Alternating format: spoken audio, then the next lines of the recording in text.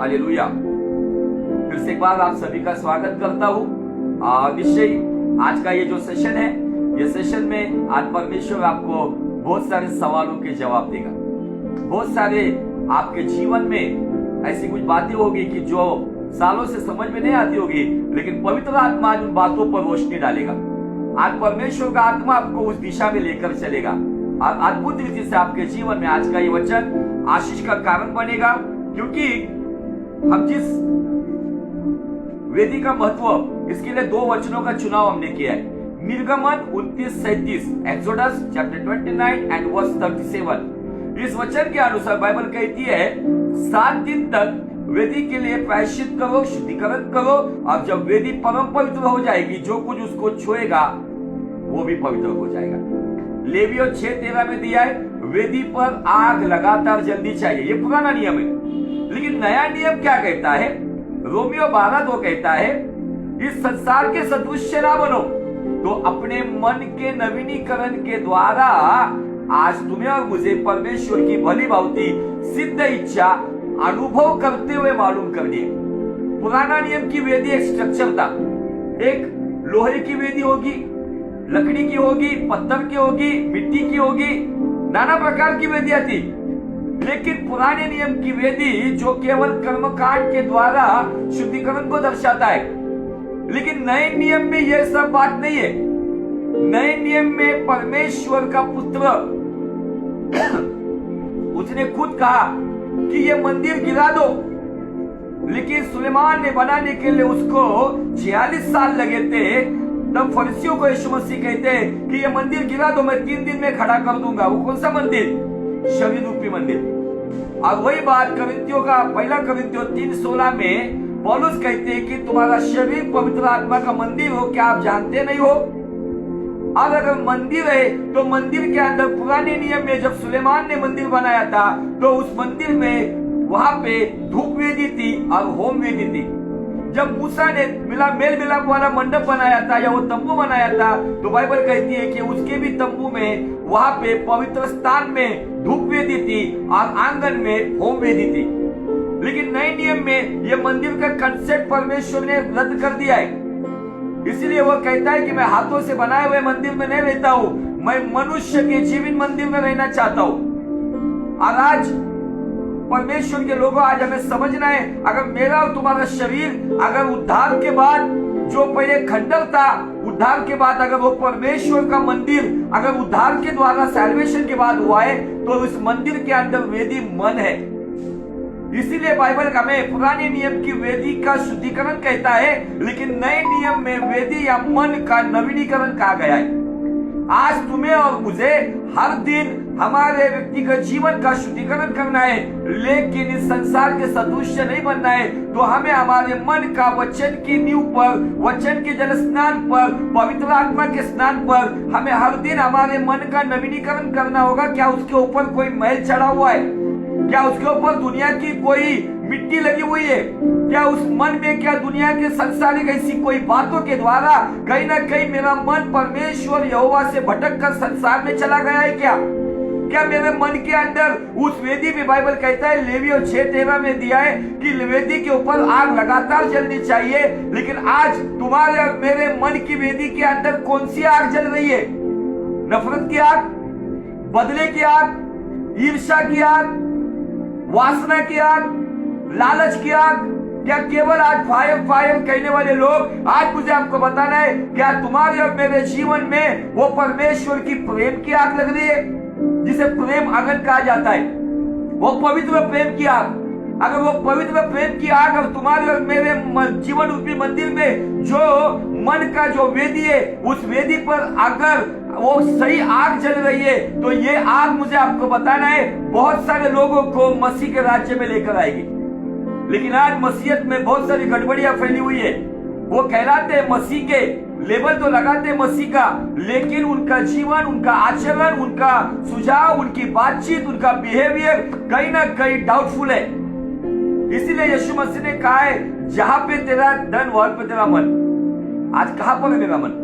मेरे मन की वेदी पर। जैसे पुराने नियम में लेवियों 6:13 में उस बनाए हुए स्ट्रक्चर की वेदी के ऊपर आग लगातार जलने के लिए लकड़ियां डाली जाती थी, ईंधन डाला जाता था, वहां पे उस वेदी को जलाने के लिए उन बातों को किया जाता था।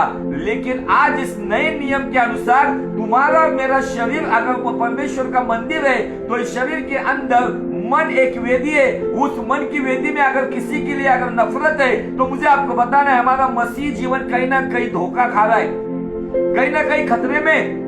अगर किसी के बदले की आग में जल रहा है, किसी को खत्म करने की आग में जल रहा है, उसके बावजूद हम मसीह के खुद को कहलाते, तो मुझे आपको बताना है कहीं ना कहीं ये डुप्लीकेट मसीह जीवन है। अगर पवित्र आत्मा की आग जब आती है, तो पवित्र आत्मा का मकसद ये है हर एक आत्मा का बचाव हो, हर एक व्यक्ति बचाया जाए। अब जो परमेश्वर के प्रेम से प्रेरित होता है, उसके अंदर वो प्रेम की आग जलती है। अब वो प्रेम की आग किसी को नाश नहीं करती है, तो वो प्रेम की आग नाश होने वाले को परमेश्वर के राज्य में लेकर आती है। आज तुम्हें और मुझे परखना होगा कि क्या मेरा शरीर, तो हमें पता है, हम कितने बार वो वचन को बोलते हैं, yes our body is the temple of God, but where is the altar? Altar means our soul, हमारा मन, हमारा हृदय। आज क्या उस मन की वेदी पर आज हम सही बातें कर रहे? आज लोग मुंह पर अच्छी बात करते हैं, हस्तांदोलन करते हैं, प्रेज़ द लॉर्ड करते हैं, लेकिन उसी व्यक्ति के बारे में मन में बहुत सारे कुकर्म पड़े हुए रहते।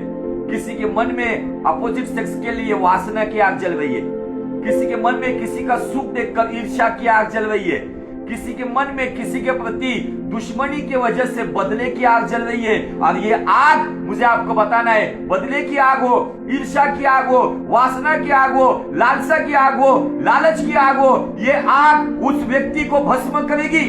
लेकिन अगर पवित्र आत्मा की, परमेश्वर के प्रेम से प्रेरित होकर जो आग है ना, वो आग भस्म होने वाले को नया जीवन देगी। हालेलुया। तो आज आपको और मुझे ये समझना होगा कि अगर तुम्हारा और मेरा शरीर अगर पवित्र आत्मा का मंदिर है, तो वो मन, वो वेदी है, उस वेदी पर हमें परमेश्वर की प्रेम की आग, उसके वचन की आग, क्योंकि बाइबल कहता है परमेश्वर का वचन आग की नहीं है। क्या मेरे मन के अंदर परमेश्वर के वचन है या केवल सांसारिक बातें? मेरा लाभ है, मेरा फायदा है, क्या मेरे मन के अंदर परमेश्वर का वचन है? दाऊद भजन संहिता 119:11 में कहते हैं, हे खुदावन मैं तेरे खिलाफ पाप ना करूं, इसलिए तेरे वचन को मैंने मेरे मन में महफूज रखा है। आज सवाल आपको और मेरे सामने, तुम्हारे और मेरे मन में महफूज क्या रखा है? दुनिया का प्रेम, रिश्तेदारों का प्रेम, अच्छी बात है, लेकिन सबसे पहले पायदान पर जो मसीह से प्रेम रखता है ना, वो दुनिया से नफरत करता है। वो दुनिया के शानो शौकत से ज्यादा वो परमेश्वर की महिमा का अधिक ध्यान रखता है। आज परमेश्वर आपसे खुलेआम ये सवाल कर रहा है, क्या है तेरे मन की वेदी पर? आज इस मन की वेदी पर जो आग जल रही है, क्या वो आग बिब्लिकल है या नॉन बिब्लिकल है? मेरे और तुम्हारे मन के अंदर जो आग जल रही है, वो आग बाइबल आधारित है या बाइबल के विरुद्ध है? आज तुम्हें और मुझे पवित्र आत्मा की आग केवल गिरना, उछलना, कूदना, रबा रबा बोल के पुकारना, कुछ तो भी वातावरण में कुछ बड़ा आवाज करना, ये पवित्र आत्मा की आग नहीं है। तो अगर अंदर वो पवित्र आत्मा की आग है, तो वो आग उस व्यक्ति का कैरेक्टर बताती है, उसका चाल चलन बताता है कि वो व्यक्ति कैसा है। अगर आपके अंदर इंसानियत खत्म हो गई है, अगर आपके अंदर किसी के प्रति प्रेम खत्म हुआ है, अगर आपके अंदर किसी के लिए क्षमा करने वाला वो मन नहीं है, तो कहीं ना कहीं हमारा मसीह जीवन खतरे में है। तो आज मैं न्यायों की किताब में से आज उस व्यक्ति को आज आपके सामने लेकर आ रहा हूं। उसका नाम है गिदोन। गिदोन का मतलब है गिडियन। गिडियन का मतलब दो मतलब डिक्शनरी में निकलते हैं, एक तो लकड़हारा और दूसरा होता है योद्धा। ये गिदोन बाइबल कहती है कि जब हम एक वचन पढ़ेंगे न्यायों का 6 अध्याय वचन से, वहां पे स्पष्ट दिया है, तब इस्राएलियों ने यहोवा की दृष्टि में बुरा किया, इसलिए यहोवा ने उन्हें मिद्यानियों के वश में 7 वर्ष रखा। और मिद्यानी इस्राएल पर प्रबल हो गए, और मिद्यानियों के डर के मारे इस्राएलियों ने पहाड़ों और गहरे खड्डों और गुफाओं में और किलों में अपना निवास बना लिया। जब जब इस्राएली बीज बोते, तब तब मिद्यानी और अमालेकी और पूर्व के लोग उनके विरुद्ध चढ़ाई करते थे। अजद तक छावनी डालकर भूमि की उपज को नष्ट कर डालते थे। अब इजराइलियों के लिए न तो कुछ भोजन वस्तु, न भेड़ बकरियां, न गाय बैल, न गधा छोड़ते थे, क्योंकि वे अपने पशुओं को और देवों के लिए वे चढ़ाई करते हुए टिड्डियों के दल के समान बहुत आते थे। अब उनके ऊंट भी अगणित होते थे और वे देश को उजाड़ने लिए जिसमें आया करते थे। और मिद्यानियों के कारण इजराइल की बड़ी दुर्दशा में पड़ गए थे। तब इजराइलियों ने यहोवा की दुहाई दी। यहाँ पे एक घटना में दिखती है। शुरुआती बाइबल कहता है कि इजराइलियों ने यहोवा की दृष्टि में बुरा किया। फिर बुरा किया क्या? उन्होंने यहोवा के खिलाफ कौन सा विश्वासघात किया? उन्होंने ऐसा कौन सा पाप किया कि जिसकी वजह से बाइबल कहता है कि खुद यहोवा ने इजराइलियों को मिद्यानी, अमालेकी और पूर्व के लोगों के वश में कर दिया। और जब भी इजरायली खेतों में बीज बोते थे और जब फसल आती थी, तब फसल को नष्ट करने के लिए या उसको लूटने के लिए ये मिद्यानी, अमालेकी और पूर्व के लोग आकर उनको नेस्तनाबूद कर देते थे। उनके गाय बैल चुरा के लेके जाते थे, उनके ऊपर अत्याचार करते थे। और बाइबल कहती है कि इजराइल बड़ी दुर्दशा में पड़ा था। तब जाके उन्होंने यहोवा की दुहाई की। और जब यहोवा की दुहाई दी तो परमेश्वर को, बाइबल कहता है 8 वचन में, यहोवा ने एक नबी को भेजा और जिसने उनसे कहा, इजराइल का परमेश्वर यहोवा यो कहता है, मैं तुमको मिस्र में से ले आया और दासत्व के घर से निकाल ले आया है। और मैं तुमको मिस्रियों के हाथ से, वो जितने तुम पर अंधेर करते थे उन सभी के हाथ से छुड़ाया हूँ और उनको तुम्हारे सामने बरबस निकाल कर उनका देश तुम्हें दे दिया है। और मैंने तुमसे कहा था, मैं तुम्हारा यहोवा परमेश्वर हूँ। अमोरी लोग जिनके देश में तुम रहते, उनके देवताओं का भय ना मानना, परंतु तुमने मेरा कहा नहीं माना। ये परिस्थिति इस्राएलियों पे क्यों आई? अमोरियों के जो देवता थे, बाल और आशेरा मूर्ति, बाल देवी और बाल देवत और आशेरा देवी, इनकी उपासना, इनकी आराधना इस्राएलियों ने शुरुआत कर दी। वो यहोवा को भूल गए जो समंदर को फाड़ कर उनको लेकर आया था। वो यहोवा को भूल गए जिसने जंगल में रोटी खिलाई थी। उसने उस पूर्वजों के परमेश्वर को छोड़ दिया था और परमेश्वर ने हिदायत दी थी कि तुम इनके पीछे ना चलना। लेकिन ये इजरायली भटक गए। इन्होंने जिंदा परमेश्वर को छोड़कर मुर्दा परमेश्वर को चुन लिया। और ये परमेश्वर जिसकी पहचान ये ईर्ष्यावान परमेश्वर है, he is a jealous God. और वो कहता है कि मैं मेरी महिमा किसी को नहीं दूंगा। आज तुम्हें और मुझे समझना है कि आज मिद्यानी लोग, जो अमालेकी लोग, जो पूर्व के लोग इजराइल के वश में हैं, इजराइल को अपने वश में कर लिया है, उनके ऊपर हुकूमत कर रहे। आज तुम्हारे और मेरे खिलाफ ऐसी कोई परिस्थिति है क्या कि जिसकी वजह से आज वो हालात हमें दबा रही है, आज वो परिस्थिति हमें रोंद रही है, आज हम कहीं ना कहीं डर में जीवन जी रहे, हम जो कमा रहे हैं उसको लूट लिया जा रहा है, बीमारी चारों तरफ से बढ़ रही है, कर्जे में हम आज पूरी तरह से धंसते जा रहे हैं। शायद उस वक्त न्यायियों के जमाने में इजराइल की जो हालत है, बाइबल कहती है कि इजराइल की बड़ी दुर्दशा थी। और उस समय उन्होंने जब दुहाई दी तो यहोवा का एक अननोन प्रॉफिट आता है, एक नबी आता है। वो कहता है कि तुमने, परमेश्वर ने कहा था कि मैंने तुम्हें मिस्र से निकाला, बंधुआई के घर से निकाला, लेकिन मैंने कहा था कि अमोरी के देवताओं का भय रखना नहीं, लेकिन तुमने अमोरी के देवताओं का भय रखा और मेरा भय नहीं रखा। ये जो हालात इजराइल के ऊपर आई थी, ये हालात के पीछे कारण एक ही था और वो कारण ये था कि उन्होंने अन्य देवताओं के पीछे चलना शुरू कर दिया। उन्होंने मूर्ति पूजा करनी शुरू कर दी, वो मूर्ति पूजक बन गए। फिर नए नियम के अनुसार हम थोड़ी मूर्ति पूजा करते, लेकिन मूर्ति पूजक की परिभाषा इफिस 5:5 कहता है, अशुद्ध काम करने वाला, व्यभिचारी और लालची ये मूर्ति पूजक है, जिसे मसीह के और पिता के राज्य में मिरास मतलब वतन नहीं है। गलीसियों 3:5 कहा जाता है, सब प्रकार की अमंगलता, सब प्रकार का व्यभिचार, सब प्रकार के अनैतिक पाप, सब प्रकार की अशुद्धता ये मूर्ति पूजा, इसे मार दो, नहीं तो परमेश्वर का कोप आप पर भड़क जाएगा। आज कहीं ना कहीं भले हमारे जीवन में हम भले कहते हैं कि हम किसी मूर्ति को नमन नहीं करते, लेकिन नाना प्रकार की मूर्तियां हमने इस मन की वेदी में लाकर रखा है। हमारे अंदर काम करने वाली ईर्ष्या नाम की मूर्ति, लालच नाम की मूर्ति, क्रोध की मूर्ति, अक्षमा की मूर्ति, गुस्से की मूर्ति, वासना की मूर्ति, ये सारी मूर्तियों की वजह से कहीं ना कहीं आज तुम्हारे और मेरे जीवन में अगर कोई समस्या है तो हमें जानना होगा कि क्या इसी कोई बातों से मेरी मन की वेदी पर मैंने पवित्र आत्मा की आग जलाने से ज्यादा मैंने इन सब बातों को अगर लाकर रखा है। रात दिन लोग सोते नहीं है, उनके मन में सारी दुनिया किसी के सामने पैसा पैसा, वो केवल मनी माइंडेड हो जाता है, कोई केवल वासनात्मक हो जाता है, कोई केवल अपना सम्मान अपना अहंकार इन बातों में पड़ा हुआ। क्या अहंकार नाम की ऐसी कोई मूर्ति है? क्या कोई गर्व नाम की घमंड नाम की कोई मूर्ति है? आज उनको निकालना होगा। आज परमेश्वर कहता है कि अगर हमने इन बातों को नहीं निकाला तो उन मूर्तियों के समान वो तुम्हारा न्याय करेगा। परमेश्वर ये बहुत ही जेलस गॉड, ईर्ष्यावान परमेश्वर है। ये सब घटना हम इसलिए देख रहे हैं क्योंकि इस गिदोन के पार्ट को मैं 2 पार्ट में बताने वाला हूं। आज हम एक पार्ट में गिदोन के जीवन में 1 नहीं 2 नहीं बल्कि 3 प्रकार की वेदी हमें दिखती है। एक वेदी उसने अपने मन से बनाई, दूसरी वेदी उसे खुदा की दृष्टिकोण में बनाई, और तीसरी वेदी उसने बनाई नहीं, तीसरी वेदी ऑलरेडी इजराइल में थी, उसने उस वेदी को बनाया नहीं, उस वेदी को डिस्ट्रॉय किया।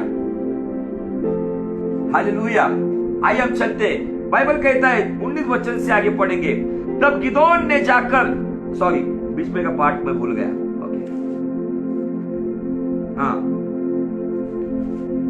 फिर यहोवा का दूत आकर उस बांज उसके तले बैठ गया जो ओपरा ने अबीएजरी योआश का था।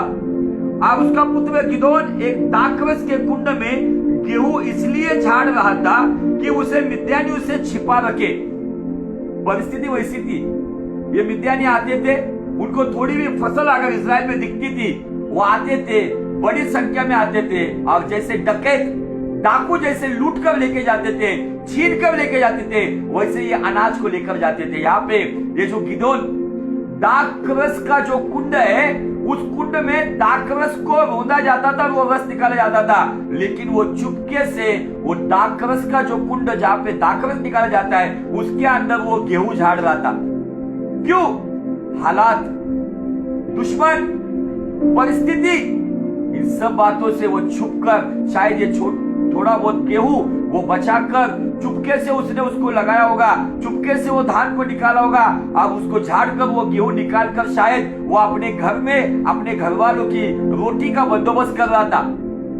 आज उसके अंदर एक डर था। अब वो झाड़ते झाड़ते चारों ओर नजर लगा रहा था, क्या कहीं से मिद्यानी तो नहीं आ रहा है, क्या कहीं से अमालेकी तो नहीं आ रहे, क्या कहीं से ये पूर्व के दुश्मन तो नहीं आ रहे।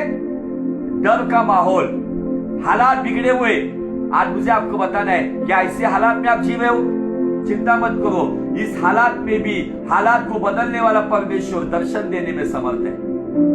आज परमेश्वर ने, बाइबल कहता है कि जब वहां पे वो जब गेहूं को झाड़ रहा है तो बाइबल कहता है उसको यहोवा के दूत ने दर्शन देकर कहा, हे शूरवीर सूरमा, यहोवा तेरे संग है।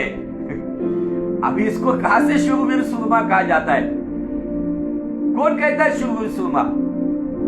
ऑलरेडी डरा हुआ व्यक्ति गेहूं को दाखरस के कुंड में झाड़ रहा है, नजरें उसकी चारों ओर घूम रही है, शायद उसका बदन थरथरा रहा है, विद्यानियों के डर से, अमालियों के डर से शायद वो गेहूं चुरा के लेके ना जाए, छीन के लेके ना जाए, और इस गेहूं के लिए शायद मुझे मार ना दे।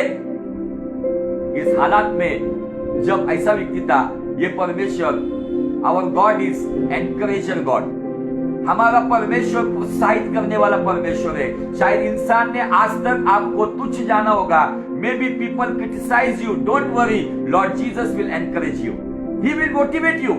वो आपको एनकरेज करेगा। आपके हालात को मत देखो, उस हालात में परमेश्वर की आवाज को सुनो। शायद दुनिया आपको शायद तुच्छ जानेंगे, लेकिन यहाँ पे एक डरा हुआ व्यक्ति, हालात बिगड़ी हुई व्यक्ति, चुपके से गेहूं को झाड़ने वाला व्यक्ति, मौत के डर से चारों ओर नजरें घुमाकर चुपके से काम करने वाला व्यक्ति, उसको आके डरे हुए व्यक्ति को परमेश्वर कहता है, हे शूरमा। इसलिए बाइबल कहता है परमेश्वर बलवानों को लज्जित करने के लिए दुर्बलों का इस्तेमाल करता है, क्योंकि वो बलवान को महिमा नहीं देना चाहता है, तो वो दुर्बल के अंदर अपनी महिमा स्थापित करना चाहता है और दुनिया को दिखाना चाहता है, जिसको तुमने दुर्बल समझा उसी दुर्बल को मैंने बलवान बनाकर मेरे नाम की महिमा की है। इसलिए पौलुस कहता है ना, मुझे दुर्बलता का घमंड है। हालेलुया। आज कोई कहेगा आप फाइनेंशियली दुर्बल है, कहो मैं फाइनेंशियली दुर्बल है, लेकिन इस दुर्बलता का मुझे घमंड है, क्योंकि मेरे इस दुर्बलता में परमेश्वर की कृपा मेरे लिए काफी है। His grace sufficient for me in my weakness। Hallelujah. अगर आपकी परिवार में अगर कुछ समस्या, आप दुर्बल हो, उस दुर्बलता का घमंड करो कि जहां पे दुर्बलता का घमंड होता है वहीं पर मसीह का महिमा का सामर्थ उतरता है। हालेलुया। मुझे समझ में नहीं आया जब पौलुस जब वो बात कहता है फिलिपियों की कलीसिया में कि मैं दुर्बलता का घमंड करता हूं, क्यों करता है? जब हम परमेश्वर के सामने ये कहते हैं I am nothing without you, मैं तेरे बिना कुछ भी नहीं हूं, तब वो आता है मैं जब कुछ भी नहीं हूं ना, तब वो तुम्हें और मुझे सब कुछ बना देता है। हालेलुया। ये गिदोन एक डरी हुई हालात में, लेकिन उसको कहता है सूरमा, शूरवीर। ये गिदोन ने सुनने के बाद शायद गिदोन ने लेफ्ट राइट देखा होगा, शायद दूसरा किसी, क्योंकि मैं तो इतना मतलब डरपोक व्यक्ति हूँ जो डर के मारे उस दाखरस में, मैं उस दाखकुंड में मैं गेहूं को झाड़ रहा हूँ। शायद गिदोन को लगा उसके कान तो नहीं बज रहे। जब गिदोन को समझा कि नहीं, ये मुझे ही कहा गया है, तब गिदोन आगे क्या कहता है देखो। बाइबल कहती है गिदोन ने उससे कहा, हे मेरे प्रभु विनती सुन, यदि यहोवा हमारे संग होता तो हम पर यह सब विपत्ति क्यों पड़ती। अभी विपत्ति हम लोग देख चुके। वो लोग अनाज लेकर जाते थे, उनके गाय बैल को लेकर जाते थे, उनके ऊपर अत्याचार करते थे, उनकी बड़ी दुर्दशा करते थे मिद्यानी अमाली के पूर्व के लोग। बाइबल कहती है अब जितने आश्चर्य कर्म का वर्णन हमारे पुरखा यहाँ कहकर कहते हैं, क्या यहोवा हमको मिस्र से छुड़ा नहीं लाया, वे कहाँ गए? अब तो यहोवा ने हमको त्याग दिया है और मिद्यानियों के हाथ कर दिया है। तब यहोवा ने उस पर दृष्टि करके कहा, अपनी इसी शक्ति पर जा और तू इस्राएलियों को मिद्यानियों के हाथ से छुड़ाएगा। आप कहेंगे पास्टर आपका टॉपिक वेरी है, लेकिन आप ये बात क्यों बता रहे? मुझे उस पॉइंट पे आना है, इसलिए आपको समझ में आए, इसलिए बातें मैं आपको दोहरा रहा हूं। यहाँ पे दूत कहता है बलवान सूरमा शूरवीर, लेकिन यहाँ पे यहोवा कहता है गिदोन जा, अपने हाथ के बल के दम पर मिद्यानियों के हाथ से इस्राएल को छुड़ा। आज की शाम खुदावन आपको कह रहा है, यीशु के नाम में जो परमेश्वर, भले तू दुर्बल है, उस दुर्बलता में मेरी सामर्थ तेरे लिए काफी है। उस सामर्थ पे जाकर जिस हालात में तुम पड़े हुए ना, प्रार्थना के द्वारा अपने हालात से छुटकारा पा। ये सुनने के लिए गिदोन के लिए बहुत ही कठिन था। इसलिए गिदोन परमेश्वर से क्या कहता है देखो। उसने कहा, हे मेरे प्रभु विनती सुन, मैं इस्राएल को कैसे छुड़ाऊं? देख मेरा कुल मनुष्य में से सबसे कंगाल है, फिर मैं अपने पिता के घर में से सबसे छोटा हूं। दो बातें कह रहा हूं। नंबर एक, मेरा जो कुल है मनुष्य, जो इस्राएल के घराने में सबसे छोटा है। और दूसरी बात वो कहता है, मेरे पिता के घर में मैं सबसे छोटा हूं।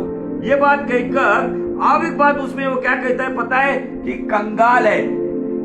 परमेश्वर आपकी कंगाली को नहीं देखेगा, आपका छोटे कुल को, आपकी जात धर्म क्या है उसको नहीं देखेगा, क्योंकि ये परमेश्वर जात धर्म के लिए नहीं आया है। तो परमेश्वर एक ही धर्म के लिए आया, उस धर्म का नाम है इंसानियत।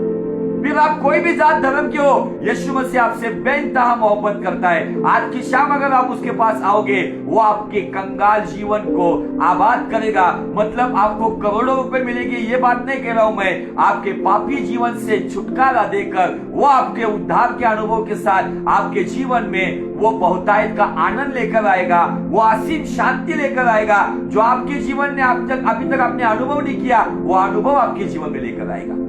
आमीन। अब यहाँ पे वो कहता है गिदोन, एक तो मैं कैसे छुड़ाऊं, इट इज इम्पॉसिबल।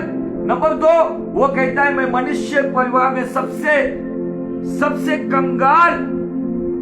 कंगाल गोत्र से हूं। और तीसरी बात कहता है मेरे घराने के अंदर मैं सबसे छोटा हूं। Gideon criticise himself. गिदोन अपने आप को यहाँ पे क्रिटिसाइज कर रहा है, अपने आप को छोटा बना रहा है, अपने आप को तुच्छ जान रहा है। कभी कभी अब हालात को देखकर मैं कैसा करूं प्रभु, मेरी क्या औकात है, मैं कहां से करूंगा। परमेश्वर कहता है अरे तेरी औकात है भी नहीं है जब तू इन बातों को प्रकट करेगा ना, क्योंकि मेरा कलाम है, मैं ज्ञानियों को लज्जित करने के लिए मूर्खों का इस्तेमाल करता हूँ, मैं बलवानों को लज्जित करने के लिए दुर्बलों का इस्तेमाल करता हूँ, मैं खुद को बहुत बड़े समझने वालों के लिए हीन दीन और तुच्छों का इस्तेमाल करता हूँ। हालेलुया। इसलिए आज गिदोन के जैसे अगर आपकी टेस्टिमनी है तो डरो मत, आपकी परिस्थिति को खुदावन जानता है और वो कहता है वही बातों के ऊपर अमल करो। अगर आज आप साधारण घर में रहते होगे, शायद आपके पास खुद का घर भी नहीं होगा, आप रेंटल घर में रहते होगे, परमेश्वर आपकी परिस्थिति को नहीं देखता है, परमेश्वर आपके हृदय को देखता है। क्या इन परिस्थितियों में भी क्या तू मेरे पीछे चलने के लिए तैयार है।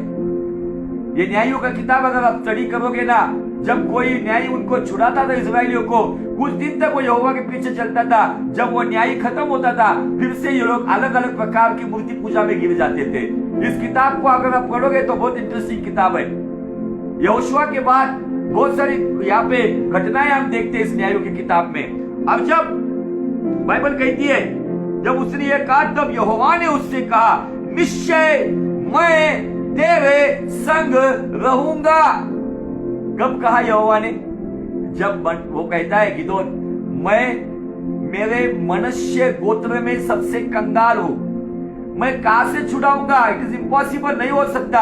और तीसरी बात सबसे कनिष्ठ हूं, सबसे निचला हूं, सबसे तुच्छ हूं। तब यहोवा ने ये नहीं कहा अरे तू ऐसा क्यों कहता है। ये सब सुनने के बाद भी हमारा अलौकिक परमेश्वर, हमारा उद्धार करता परमेश्वर, हमारा दया सागर परमेश्वर कहता है, ये सुनने के बाद परमेश्वर ने ये नहीं कहा अरे गिदोन हाँ कैसा होगा ये, लेकिन परमेश्वर कहता है ये सुनने के बाद भी भले तुम्हारी हालात सबसे तुच्छ हालात हो, भले तुम्हारी परिस्थिति बहुत ही खराब है, उन परिस्थितियों में वो कहता है ना छोड़ेगा ना छोड़ेगा ना छोड़ेगा ना छोड़ेगा, अकेला कभी ना छोड़ेगा, कभी नहीं कभी नहीं कभी नहीं कभी नहीं छोड़ेगा।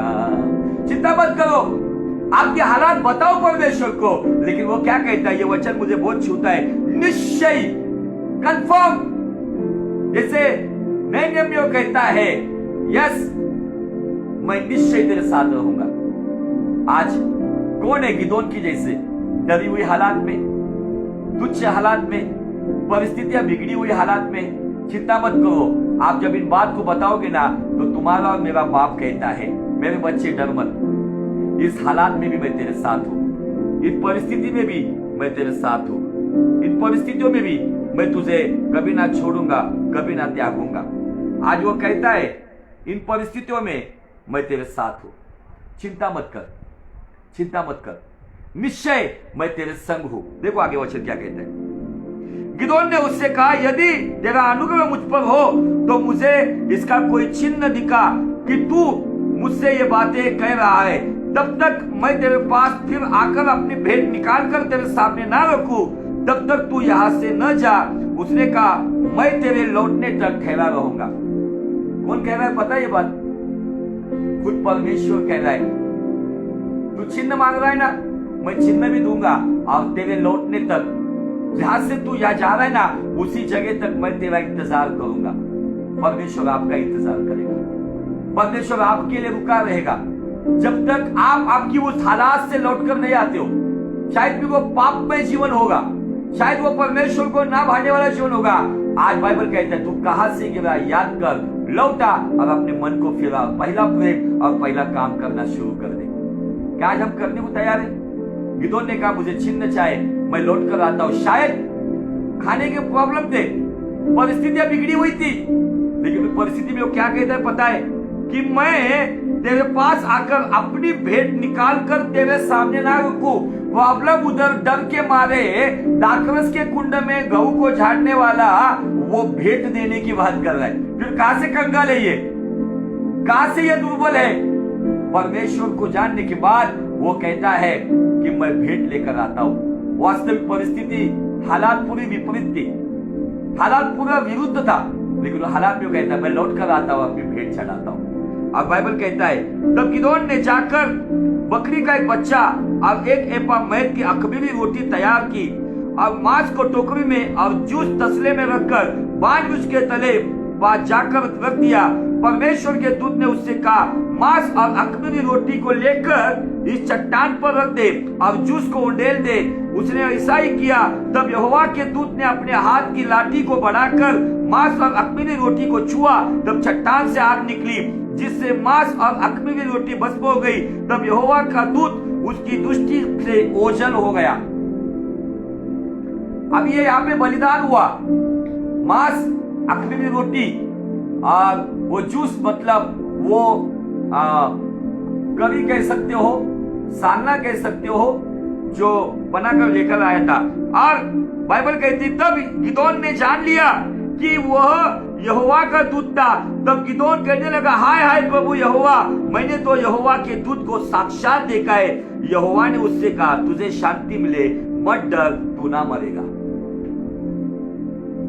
तू ना मरेगा। वो दूत को देखकर डर गया, लेकिन दूत तो वहां से ओझल हो गया। लेकिन उस दूतों को बनाने वाला यहोवा, वो परमेश्वर, वो यीशु मसीह वहां पे उसके सामने आकर कहता है, हे गिदोन डर मत, तुझे शांति मिले, तू ना मरेगा। आज ये आशीष आपके लिए बोलो, मुझे शांति मिलेगी, मैं डरूंगा नहीं, मैं ना मरूंगा। ये कोरोना वायरस हमें मरेगा नहीं, ये कोरोना वायरस हमारी शांति को छीनेगा नहीं।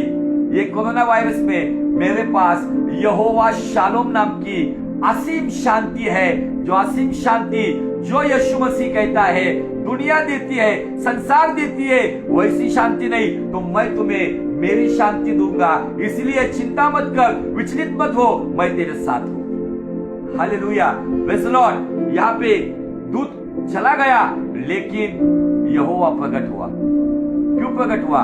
वो बलिदान का जो चिन्ह हमें दिखता है, वहां पे बाइबल कहती है चट्टान से आग निकली, ऊपर से आग नहीं आई। गौर से सुनो, आग ऊपर से नहीं आई, आग चट्टान से आई। वो चट्टान कौन है?